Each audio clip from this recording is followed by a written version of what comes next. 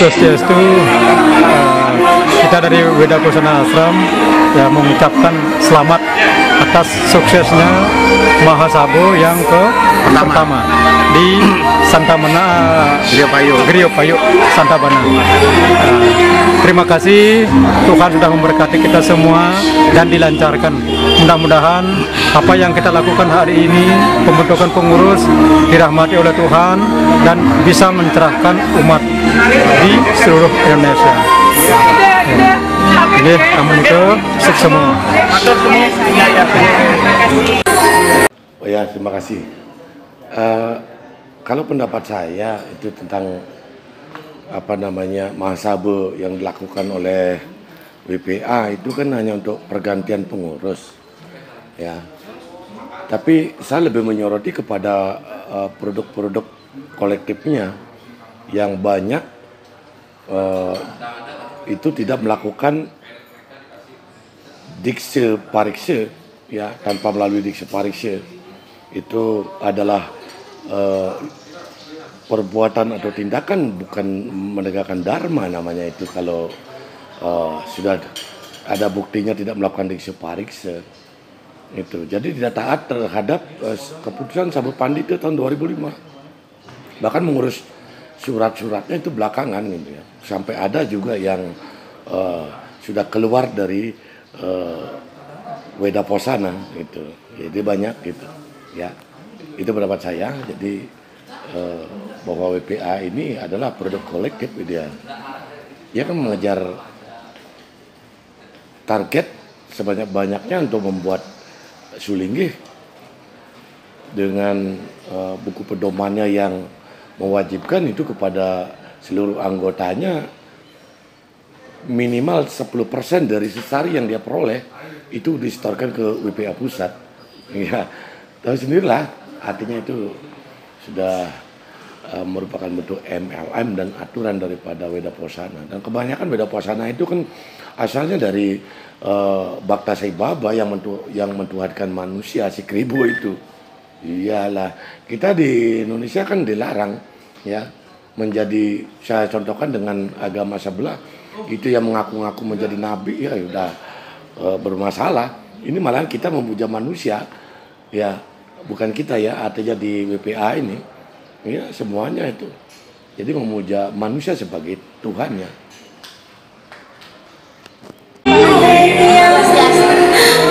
Om Swastiastu, Om Awiganam Astu, nama sidang. Saya hari ini menghadiri Mahasaba WPA Pusat yang pertama. Saya bangga menjadi anggota WPA. Saya dari WPA Cabang Balangan. Dari awal saya terlahir dari WPA, sampai kapanpun tetap WPA. Oh ya, pendapat saya tentang Pandita Kumari. Ya, saya sangat paham dan sangat apal dengan Pandita Kumari itu. Itu Pandita Kumari kan ke Bali, dibawa istrinya oleh Pedanda Harimbawa, dibawa duluan. Setelah di Bali, barulah dia ditelepon Kumari, disuruh pulang bawa kain putih 12 meter gitu. Oh ya, pendapat saya tentang dia kan tidak melakukan dikse parikse.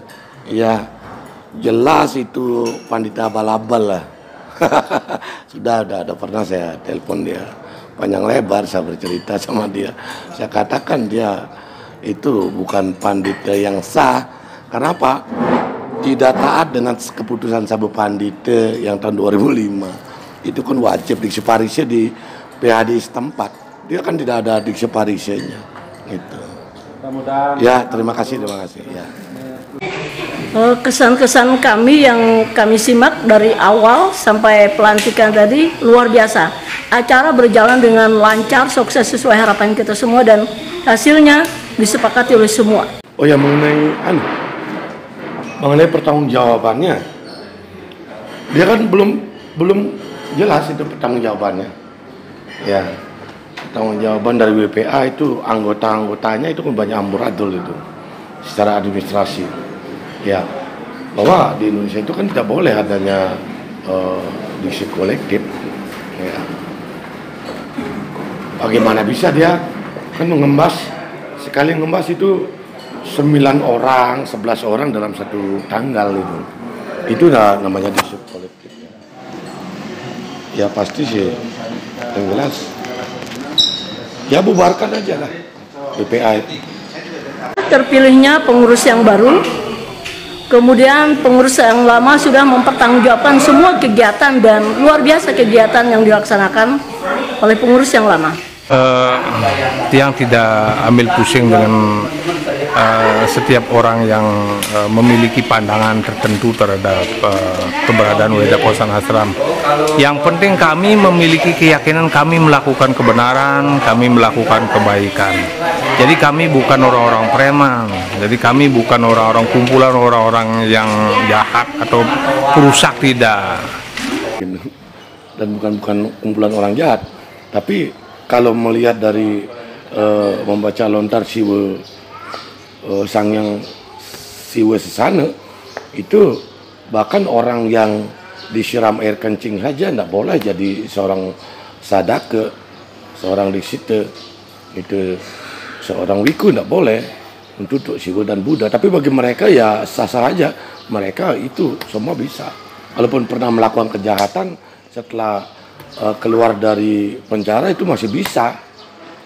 Bagi saya sih nggak tertarik itu, karena apa, sudah karakternya sudah nggak bagus lah seperti itu ya. Ketika mereka mengatakan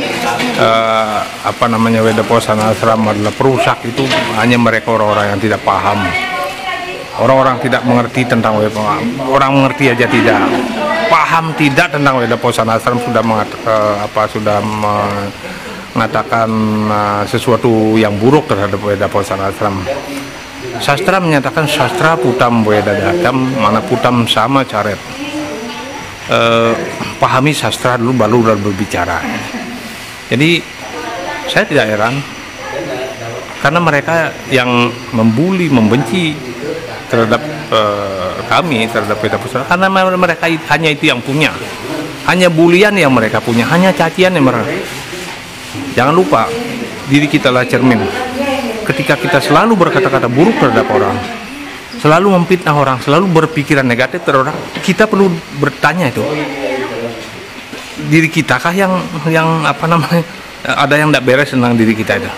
Jadi menurut yang tidak apa-apa, saya jalan terus sampai kapanpun. Ketika saya melakukan kebenaran, saya melakukan kebenaran katanya.